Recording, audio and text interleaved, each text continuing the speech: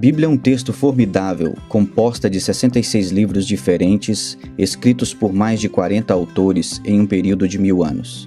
Não é apenas uma compilação de um grupo de histórias diferentes, ou um manual de autoajuda, ou até mesmo um livro devocional. É uma história coesa de Gênesis ao Apocalipse, a história da glória de Deus. Vamos ver essa história. No princípio, Deus criou todas as coisas para a sua glória.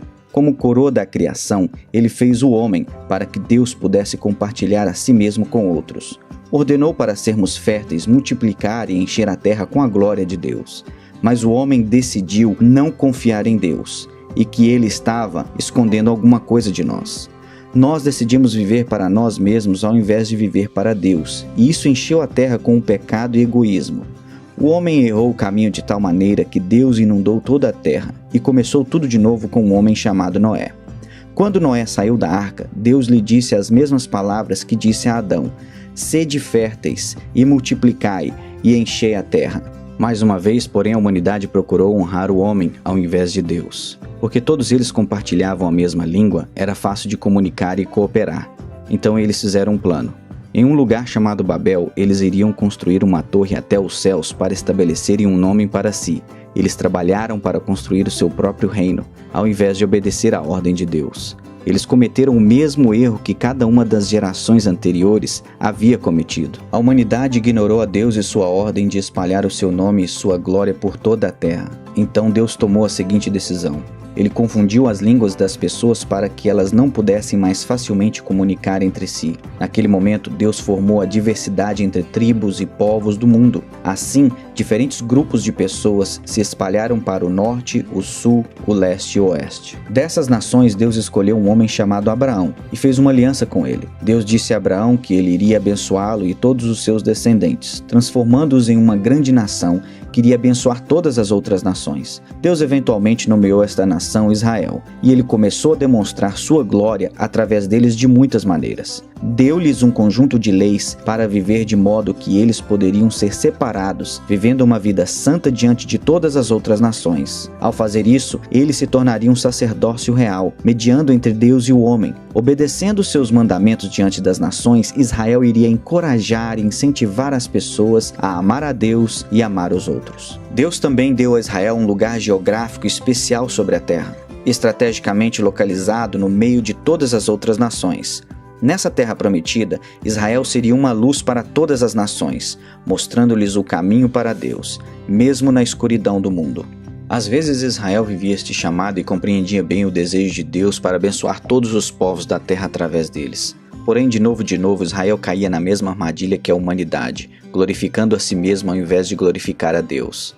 Quando Israel se desviava do caminho, Deus intervinha.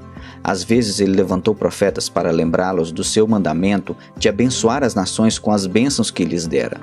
Outras vezes ele disciplinaria seu povo, permitindo-lhes ser levado cativo por outras nações.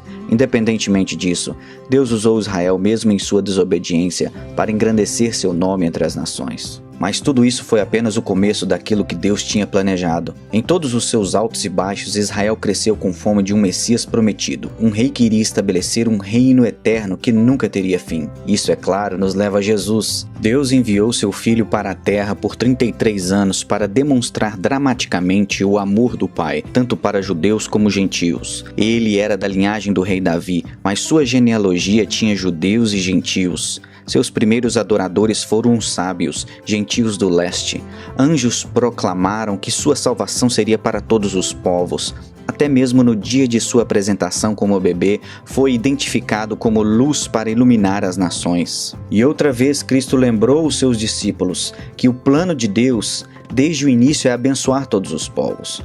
Sua vida exemplificou esta mensagem perfeitamente. Ele ficou furioso quando o templo não estava sendo usado como uma casa de oração para todas as nações. Ele contou parábolas sobre o reino de Deus, dizendo que este reino é para todos os grupos étnicos, e pregava a boa nova para os judeus, gentios, ricos, pobres, educados e iletrados iguais. Jesus serviu cananeus, samaritanos, romanos e gregos. Ele era e é um verdadeiro Messias para todas as nações. Ele viveu uma vida perfeita, morreu uma morte perfeita e levantou-se novamente com uma ressurreição perfeita. Então ele nos mandou: ide, fazei discípulos de todas as nações. As palavras perfeitas para resumir seu ministério.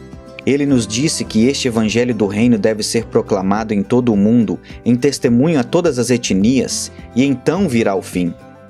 Nós vemos o início disto quando o Espírito Santo encheu os discípulos no Pentecostes e proclamou as maravilhas de Deus em várias e diferentes línguas do mundo. Também a continuação quando Cristo chamou Paulo e outros apóstolos para pregar o evangelho aos gentios. Ele continua até o dia de hoje. Estamos à espera do fim que vemos em Apocalipse, quando o Cordeiro de Deus adquiriu com o seu próprio sangue cada nação. Essas pessoas vão formar uma multidão que ninguém pode contar, de toda tribo, língua, povo e nação, dizendo: a salvação pertence ao nosso Deus que está sentado no trono e ao Cordeiro. Essa é a história da Bíblia. Uma única história coesa de capa a capa. A história de Deus, a história de sua glória entre todas as nações. Mas não pode vir a ser concretizada até que todas as nações escutem esta história. Ele te convida para essa história. Ele te convida para essa missão. Qual será a sua participação?